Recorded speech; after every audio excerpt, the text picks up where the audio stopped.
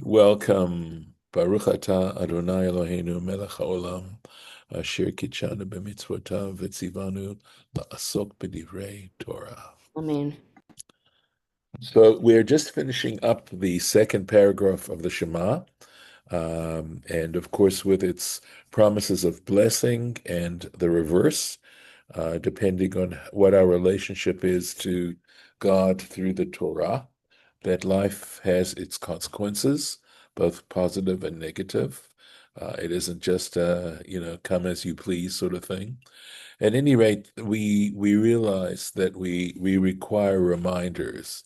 We do need reminders, and so here one of the we talked about, to speak of these words when you go in the way, etc., when you lie down, when you rise up.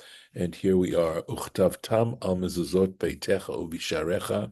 You shall write them on the doorposts of your house, and or how it's the way it's spelled here. It's your house, ubisharecha, and on your gates.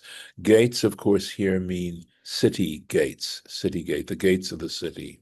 And again, this the meaning behind this is that both I've always felt that the writing it on the doorposts of your house is that when you go into your house, you're into your private area. When you leave your house, you're going out in public. And in some ways it's saying, that these words need to be impressed on your heart, both in privately and publicly. Shi'arecha refers to definitely to a community life, because we recognize that it's not, Rashi points us out earlier on, because the way the mitzvahs are stated here in this paragraph, because in some senses they're repeated from the first paragraph, but they're repeated here in the plural, that we aren't just talking about as individuals, we're also talking about as a community, and there's a different value that it has when it's a community acting like this. So at any rate, let's take a look, keep going.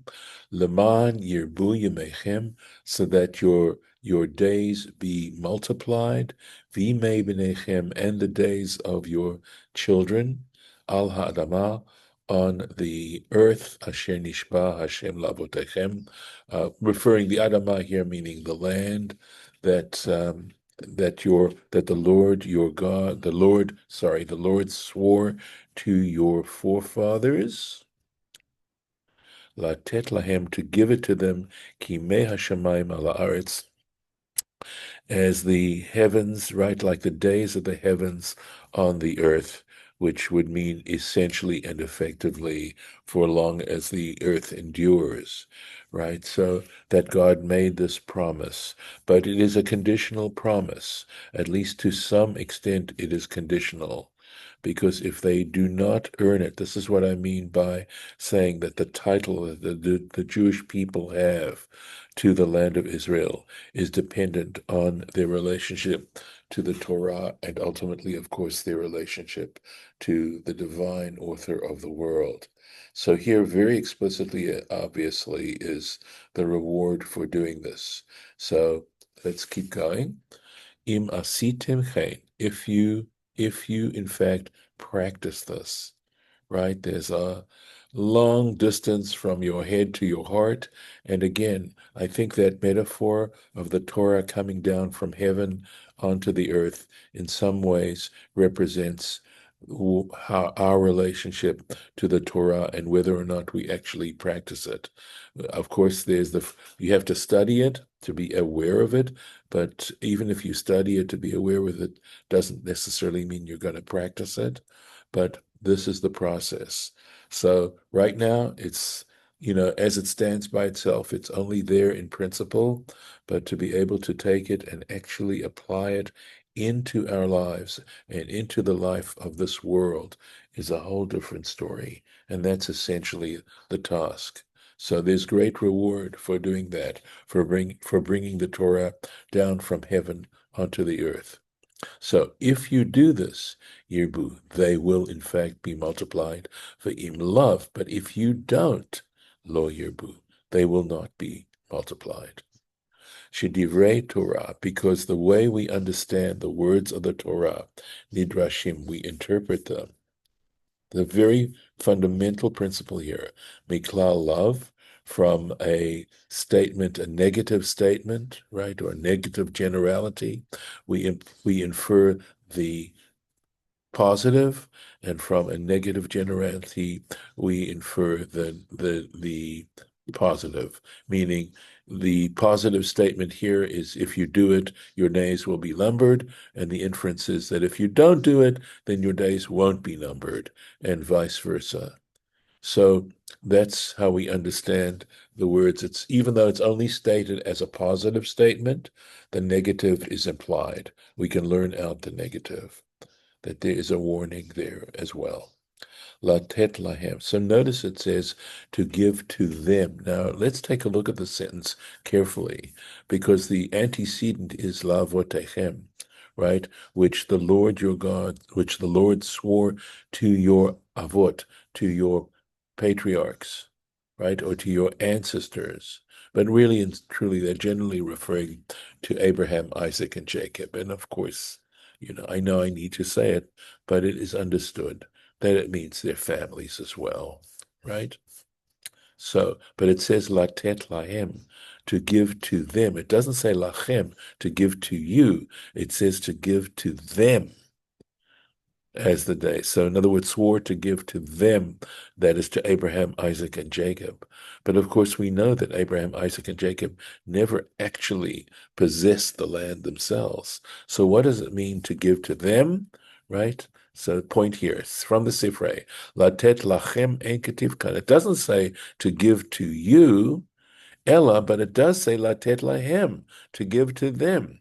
And mikan matzinu lemedim, okay? And from this we can infer tchiyat hametim min Torah, the resurrection, tchiyat hametim, the resurrection of the dead from the Torah itself, that the Torah itself speaks of resurrection. Well, we know, of course, that it doesn't speak explicitly here. The one place where it talks explicitly about resurrection is the last chapter of the book of Daniel. That's the one place where it does speak explicitly about it, but for the most part, the Torah doesn't. But as far as I'm aware now, because I realize it occurred to me that there's a connection between this important relevance of spiritual purity, that is directly connected to immortality. So if we want to translate Tchiyat Hamitim specifically as as a resurrection, physical resurrection, and there's no doubt that is part of rabbinic teaching, and it's based on that Daniel statement. And essentially what we're talking about, the drama is that at some point in time, the dead will come back to life to face ultimate judgment. So whether or not we want to take it literally, we certainly could, or we could take it more metaphorically, as a strong, strong statement to say that our lives have significance in that place, by the way, because clearly the whole concept of reward and punishment in terms of a human life means that it has significance. If there is no reward and punishment, then that's also a layer of insignificance to say, well, it doesn't really matter. But saying that there are consequences for our behavior is putting a strong layer of significance to our lives. So the point here, though, is that somehow they are being rewarded. Now, I could still hold on to a metaphoric understanding and say that if in fact there is immortality, because there's not only Tchiyat HaMetim, there's also the world of souls, right? And whether the world of souls refers to Olam Haba, the world to come, meaning a state of existence that occurs after we die, or whether it means in a totally different type of, a world that follows after the resurrection. There's no definitive answer to that. But I could hold on to the idea that we all are going to have some kind of experience after we pass away from this world in which our lives will be evaluated. and that the next stage of our existence will depend on how that is evaluated. And going back to saying how it refers to Abraham, Isaac, Jacob, is that our ancestors still exist, right? They exist on that kind of level, and that what the greatest blessing, one of the greatest blessings you can have is nachas from your children, to have a sense of spiritual pleasure from your descendants. And we know that there's a direct line and connection as to what fate our ancestors and certainly our parents have, depending on our own lives. That how we live our lives has a direct effect on the lives of the existence of our parents, and one might say all the way back. That we bear that responsibility in this particular world towards those who preceded us. And without any question, the comfort that we have and the kind of life that we live now, we definitely stand on the shoulders of those who preceded us in all kinds of different ways. And as you know, more recently, my understanding of the Shema, which I feel is a very strong understanding, is that when I say Shema Yisrael, I'm referring to Jacob. I'm referring to my ancestor Jacob, and I'm reassuring him that the Lord our God, right? That his understanding of God as Elohim and my understanding of God as Elohim, that's the Eloheinu, our God, referring both to Jacob and to ourselves, is one. That we are continuing, we are trying to continue as best as we can, right? That idea, that notion of this situation that we have as human beings in this world. So it's all sort of interrelated, and what we're saying essentially is even if we're not saying that Abraham, Isaac, and Jacob at some point will be physically resurrected, but that even knowing that it is in the possession of their descendants as a result of their commitment to a proper way of behaving is something that would be a reward that God would give to them, and in a sense, as their descendants, God giving it to those who are living now is still giving it to them. So at least that's the way I could try. It's one interpretation of that. Going on. So that's the paragraph. That's the complete paragraph. Now, ki im shamor tishmeru et kol mitzvah hazot. For if you indeed, I would translate this, right? If you indeed guard all the commandment, this commandment, asher a mitzvah, right? So commandment, asher anochi mitzaveh which I command you, Moses, of course, the I, la sota, to perform it. So guarding the commandments we're understanding here means guarding them to put them into practice. La'ava et Adonai Elohim, to love the Lord your God. La'lechet bechol drachav, to walk in all his ways. Uledovka bo, and to cling to him. And to cling to him.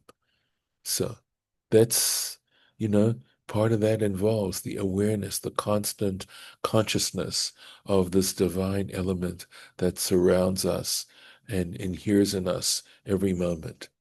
So, Shamor Tishmerum. So let's see how we can. So, Azharat Shmirot Habe, right?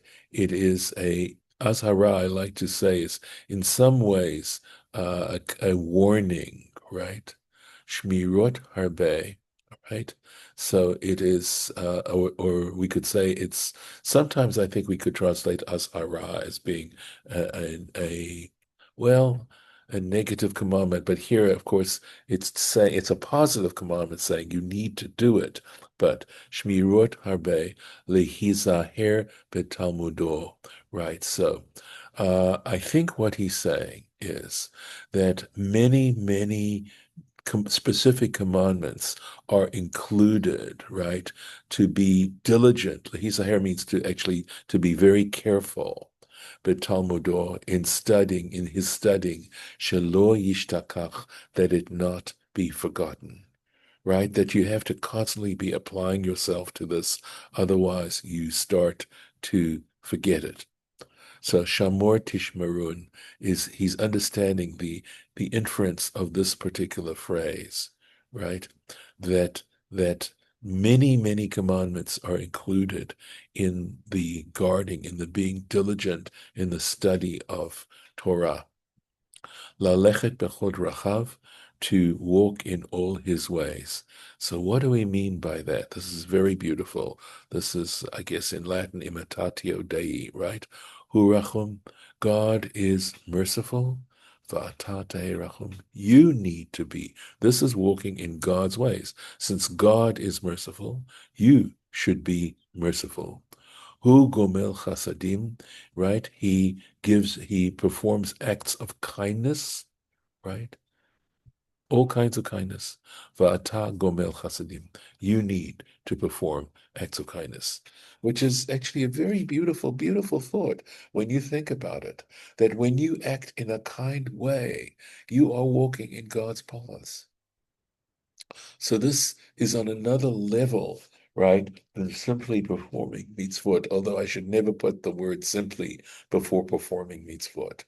But I think part of the issue is to understand how profoundly significant it is to act in this way. And that possibly if we were to recognize just how profoundly important it is, we'd be more motivated to take it seriously and to really try and do it. So, and I'm talking, of course, not necessarily outwardly. I realize that, dressing a certain way is part of a way of practicing it. But here it's talking more about how you treat other people, right? How you treat yourself, but how you treat other people. So, live dav kabo, to cling to him, to stick to him, right? If Charlemagne came, is this really possible? Can you say such a thing that you should cling to him? Right? V'halo esh ochlahu. But wait a second. We know that God is a consuming fire, right? I mean, the power, we're just thinking about the power. And frankly, of course, when you think of our knowledge of the universe and these various, whether it's the sun or stars that could easily, which our sun is a tiny little speck, the amount of power involved in the universe. But of course, stars essentially are fire, right?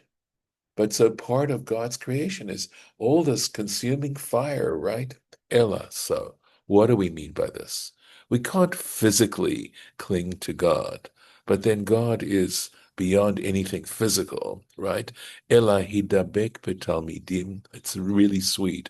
It's saying, be close to students, uvachachamim, and the sages. In other words, that's in the sense that they are conduits, right? I like to think and say that part of the purpose of our religion, right, of our religious discipline, is to become conduits to the divine, that we ourselves can become ways in which the divine comes into this world. And in fact, I like that as a interpretation of being created in the divine image, that's what we really mean. That every single human being in the various capacities that they have are all capable, we're all capable of becoming these conduits, right? It's so if you cling to the students and the sages, ale ani alecha, I will tribute to you ki ilo nidbakta bo, right? As if you actually were clinging to God in God's essence. Okay, so we'll take a little bit more. V'horish Hashem et kol hagoyim ha'ela milifnechem, and God will, in this case, right, all these nations will be disinherited. You will be able to take over their inheritance, right, from before you. You'll be successful in achieving, in gaining what they are going to have to give up because of their corrupt ways. That's the consequence that they will have. Let me finish the sentence. Virishtem goyim gedolim va'atzumim mikem, and you will inherit nations that are greater and more powerful than you. So again, we get into this sort of um, area where it feels like overtaking others, etc., etc. I prefer to try and understand this in a more benign kind of way than in the way it's stated here. But it's talking essentially about success, and I have to really think very carefully and meditate more about how to be able to find a positive way, at least within my framework, to understand what God is saying here and what the Torah is trying to teach us here. So whether or not when it says, rishtem, does it mean to disinherit them, or does it mean that one will be able to gain some of the things that they've accomplished as well on their level of greatness? Because I really yearn for people to act kindly, for individuals and nations to look at one another in a kind of way, rather than in this competitive spirit and this desire to overcome and conquer. I just not excited about that kind of thing. So whether or not it's trying to just speak in very, how can I put it, stark terms about success, I'd like to think about it in that kind of way, that there are various devices in which to emphasize the nature of the success, and not simply a matter of you know get overcoming in a negative kind of defeatist sort of thing. So just that's sort of a bit of an open issue for me.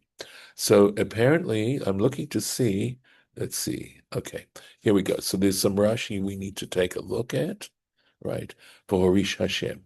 Okay, so God will have you inherit, right? Have you um, take over their inheritance, their Yerusha.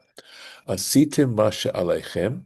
If you do what is your responsibility, af ani esem masha alai. I too, that is God speaking, will do what I have to do. Right.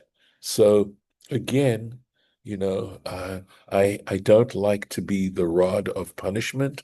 I don't want that particular role. But if it means, in a sense, that the values and the way in which we want to live our lives in terms of kindness, compassion, and that is something that will take over the attitudes of other people. That to the extent that they have values that are different, maybe involve corruption, etc., that we will in fact be able to overturn those particular elements within their particular culture. So that God will allow us to do that. That in fact, as I try to develop an understanding here, that what God is saying is that even though this is almost nearly impossible, that God will make it possible, that we'll have God's support in this. Vatsumimichem, stronger, more powerful than you. Atem giburim, you are powerful people. Vahem giburim michem, but they're even more powerful than you. She'im lo she'Yisrael giburim, because if in fact the Jewish people, right, Israel themselves, were not powerful, ma hashevach hahu, what kind of, it's like damning with faint praise, right? What kind of praise is this? Shemishabech et Amorim lomar, that he is praising the Amorites, right? To say uvatzumimichem, that they are more powerful than you are.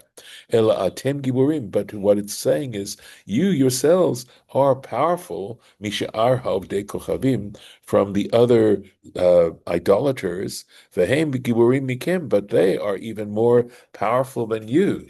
So, of course, here we're referring to the nations that live in Canaan that the Israelites were at this point about to take over and conquer. So let me see. All right.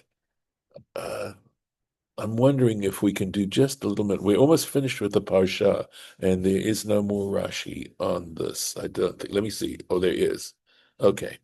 So let me stop here, and we'll have to save this with God's help. We will finish this up next time. Okay. All right. Okay. So I'm going to stop here. I'm going to stop the share. And if you have any comments, any thoughts, yeah. Anyone? Comments? Judith? Lauren? Kathy? Harlan? No thoughts. Okay. Well, Yes. no, I really don't, but it was, thank you. Okay. All right. We'll stop the recording.